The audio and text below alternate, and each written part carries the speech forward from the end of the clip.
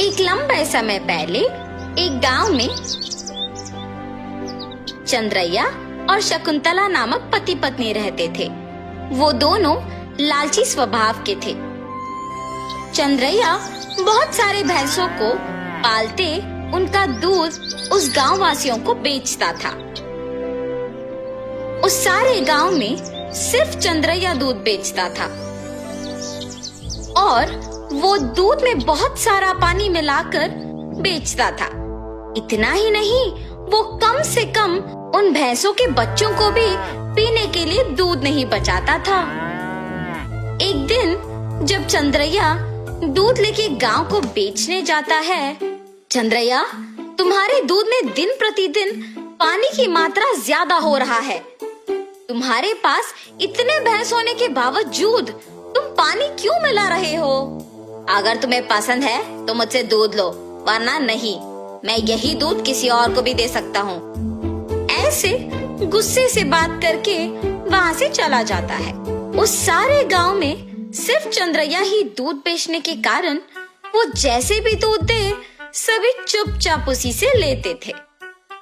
जहाँ वो भैंसों को रखता था, उसके बगल में एक बड़े पेड़ पर एक भूत रहती थी। हमेशा की तरह चंद्रैया सारे भैंसों के पास जाकर उनसे दूध निचोड़ के पानी मिला के सबको बेचने जाता है। हर रोज ये लालच के कारण इतना दूध निचोड़ता है कि हमारे खुद के बच्चों को पिलाने के लिए कुछ नहीं है। इतना ही नहीं, हम हर रोज देखते हैं कि वो दूध में पानी मिलाता है। हम बचपन से उसी के पास बड़े हुए हैं, इसलिए हम कुछ नहीं कर पा रहे हैं, लेकिन हमें उसे एक सबक सिखाना ही होगा। ऐसे आपस में बात करते रहते हैं। जब वहाँ की भूत उनकी बातें सुनकर सोचती है, हर रोज इन भैंसों की दुखी बातें मैं नहीं सुन पा रही हूँ, और इतना ही नहीं, इस आदमी के दूध में पानी मिलाने के कारण गांव वाले भी दुखी हो रहे हैं। इन भैंसों की सहायता से ही इस आदमी को सुधारना होगा। ऐसे सोचकर वो भूत उन भैंसों के पास आती है। तब मैंने तुम सब की बातें सुनी है। अगर तुम लोग मेरी बात सुनोगे तो तुम्हारे मालिक को सुधार सकते हैं। कौन हो तुम? तुम हमारी बातें सुन सकती हो? मैं एक भूत हूँ, इसी पेड़ पे रहती हूँ। मैं हर रोज तुम्हारी बातें सुनते रहती हूँ।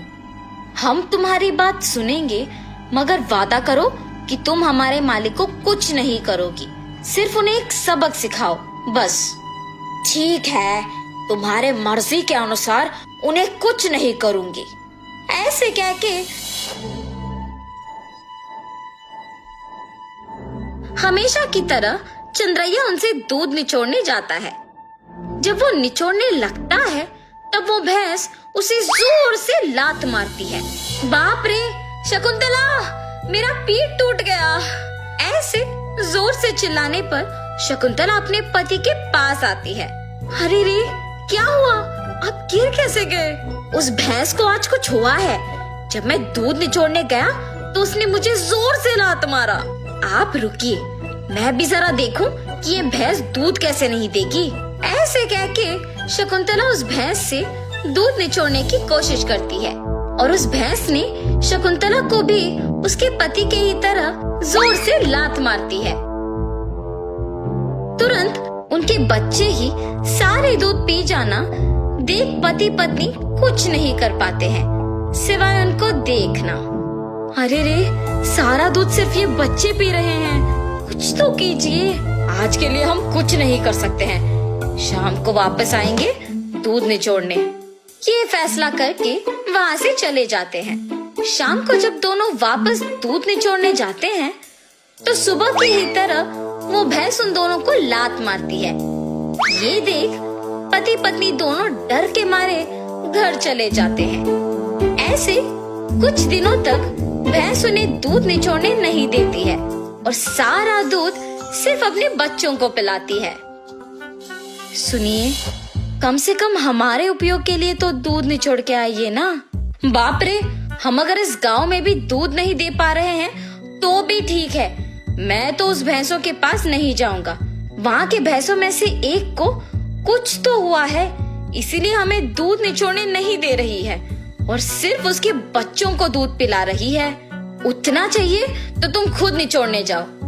बाप रे, मैं अकेले? नहीं नहीं, हम दोनों मिलके दूध निचोड़ने की कोशिश करते हैं। चलिए ठीक है, कल सुबह जाएंगे।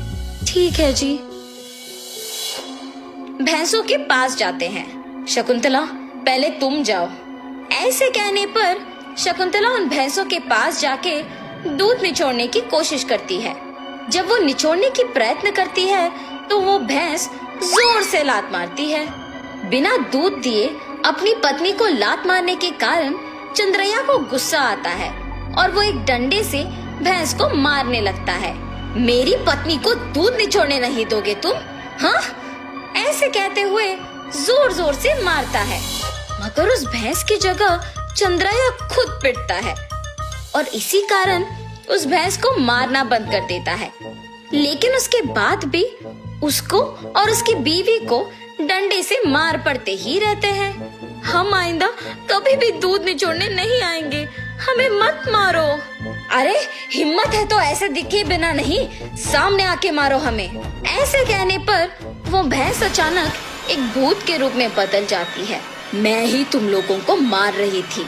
सिर्फ कुछ दिन दूध ना ले पाने के कारण और घर पे दूध ना होने के कारण गुस्सा होके तुम इस भैंस को मारने चले आए, तो फिर कुछ सालों से जो तुम सारे दूध को उनके बच्चों के लिए बचाए बिना ही ले जाके बेचने पर इन भैंसों को कितना बुरा लग रहा होगा।